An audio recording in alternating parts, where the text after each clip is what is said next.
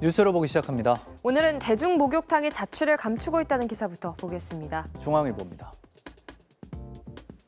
동네 사랑방 역할을 하던 대중목욕탕이 시대 흐름과 치솟는 물가를 이기지 못하고 잇따라 문을 닫고 있다고 합니다. 서울시에 따르면 시내 목욕탕은 2019년 약 950곳에서 지난해 약 770곳으로 줄어 3년 만에 20%가량이 폐업했다고 하는데요. 집계에 빠진 숫자도 많아서 폐업한 목욕탕 수는 실제로 더 많을 것이라고 신문은 전했습니다. 심지어 유명 드라마에 나왔던 목욕탕까지도 코로나 여파로 이용객이 급감한 데다 가스와 수도, 전기요금이 줄줄이 올라 폐업이 불가피했다는데요. 목욕탕은 업종 특성상 손님을 한 명만 받아도 보일러와 난방기를 켜야 해서 고정 지출이 더 큰데 정부가 내년 공공요금 인상까지 예고하면서 목욕탕 운영 부담은 계속 커질 것으로 보인다고 신문은 전했습니다. 다음은 한국일보입니다.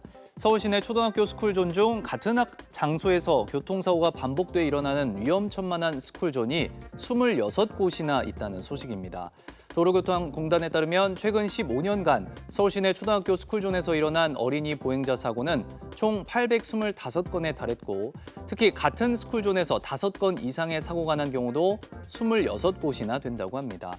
신문은 사고 빈도가 높은 스쿨존은 보행로가 없고 불법 주차 차량들이 즐비했으며 횡단보도에 보행자 신호등도 없었다고 전했는데요.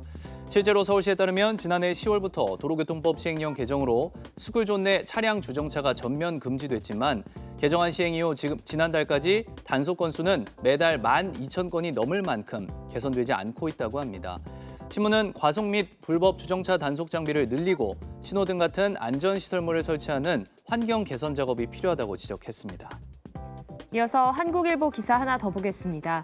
고물가 부담이 이어지면서 불필요하고 과도한 지출을 줄이는 이른바 짠물 소비가 새로운 소비 트렌드로 등장했다고 합니다. 소비로 자신을 과시하는 플렉스 바람이 분지 불과 1년여 만인데요. 영화 관람권이나 카페 음료를 10에서 30% 할인된 가격으로 살 수 있는 기프티콘 온라인 거래가 대표적인 짠물 소비, 즉 짠테크로 꼽힌다고 합니다. 국내 기프티콘 거래 앱의 월 이용자 수는 2년도 되지 않아 2배 이상 늘었다고 하는데요. 이외에도 정해진 기간 동안 돈을 쓰지 않고 생활하는 무지출 챌린지와 애플리케이션으로 걷기, 설문조사 등에 참여해 소액 벌이를 하는 디지털 폐지 줍기 등이 유행이라고 신문은 전했습니다. 끝으로 세계일보입니다. 행정안전부 초대 경찰국장을 맡은 김순호 국장이 경찰대학장으로 내정됐다는 소식입니다. 김 국장은 지난 8월 초대 경찰국장에 임명된 이후 30여 년 전 노동운동 동료들을 밀고 한 대가로 특채됐다는 밀정 의혹과 사퇴 요구가 거셌음에도 불구하고 지난 20일 치안 정감으로 승진했습니다. 이번 인사에선 또 대통령 인수위에 파견됐던 조지호 경찰청 공공안녕정보국장이 경찰 2인자인 경찰청 차장으로 초고속 승진했고요. 12구 참사 관련해 수사를 받고 있는 김광호 서울경찰청장은 유임됐습니다. 지금까지 뉴스러보기였습니다.